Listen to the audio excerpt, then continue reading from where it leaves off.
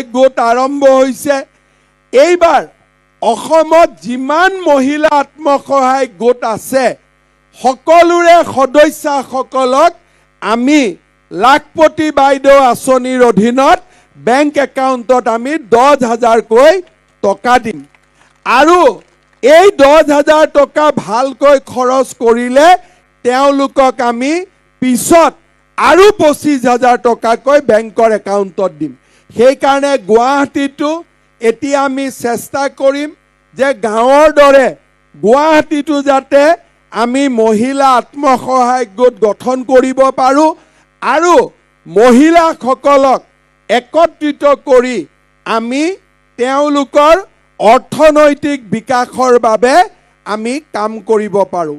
শ্ৰদ্ধাৰ ৰাইজ, আজি আপোনালোকে জানে যে দেশত যেতিয়া শান্তি আহে আটাইতকৈ লাভ কাৰ হয়। আগনৰ পিছত কেবিনেটত আমি সিদ্ধান্ত ল'লোঁ যে একেলগে আমি ল'ৰা ছোৱালীক 10,000 বা 25,000 টকা নিদিওঁ, কাৰণ তেতিয়া কোনোবাই হয়তো মোবাইল কিনি দিব, কোনোবাই কিবা কৰিব। সেইকাৰণে এতিয়া আমি সিদ্ধান্ত ল'লোঁ যে আমি মাহে মাহে হায়াৰ ছেকেণ্ডাৰী পঢ়া ছোৱালী যোনে এইবাৰ এডমিশ্যন ল'ব প্ৰত্যেক মাহত আমি তেওঁলোকৰ বেংক একাউণ্টত 1,000 টকাকৈ আমি সোমাই দিম আৰু যিবিলাক ছোৱালীয়ে গ্ৰেজুৱেশ্যনত পঢ়িব বা ডিগ্ৰীত নাম লগাব তেওঁলোকৰ বেংক একাউণ্টত আমি 1250 টকা আমি সোমাই দিম আৰু যিবিলাকে স্নাতকোত্তৰ বা পোষ্ট গ্ৰেজুৱেট পঢ়িব তেওঁলোকৰ বেংক একাউণ্টত অৰুণোদয়ৰ দৰে প্ৰত্যেক মাহৰ 12 তাৰিখে আমি 2,500 টকা কৰি তেওঁলোকৰ বেংক একাউণ্টত আমি সোমাই দিম। অৰ্থাৎ এতিয়া মাক দেউতাকে ছোৱালীৰ পঢ়াৰ বাবে আগত যি নিজৰ পকেটৰ পৰা খৰচ কৰিব লাগিছিল এতিয়া তেওঁলোকে খৰচ কৰিব নালাগে।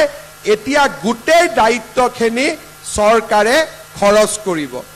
আমি ইলেকশ্যনত ঘোষণা কৰা অনুসৰি যিবিলাক মহিলা বা আই মাতৃয়ে এতিয়াও অৰুণোদয় আঁচনি পোৱা নাই তেওঁলোককো আমি কেনেকৈ অৰুণোদয় দিব পাৰোঁ তাৰ বিষয়েও আমি আলাপ আলোচনা আৰম্ভ কৰিছোঁ আৰু এমাহৰ ভিতৰতে আমি অৰুণোদয়ৰ নতুন নিয়মৰ মাজেৰে সকলো মহিলাকে যাতে অৰুণোদয় দিব পাৰোঁ তাৰ বাবেও আমি ব্যৱস্থা লোৱাৰ দিশত আগবাঢ়িছোঁ। অৰ্থাৎ যেনে কথা তেনে কাম আমি সেই দিশত আগবাঢ়িছোঁ।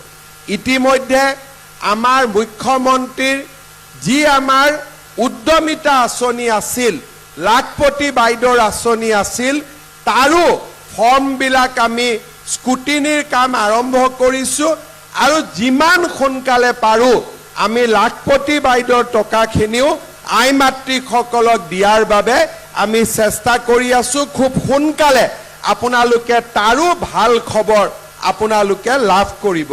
তাৰ লগে লগে আমাৰ মাইক্ৰ' ফাইনেন্স লোনৰ স্কিমত যিসকল মহিলাই 50,000 টকালৈকে লোন লৈছিল তেওঁলোককো অহা ছেপ্টেম্বৰ মাহত আমি তেওঁলোকৰ লোন বেংকত ঘূৰাই দি আমি NOC আমি মিটিং পাতি NOC দিয়াৰ কাম আমি হাতত ল'ম।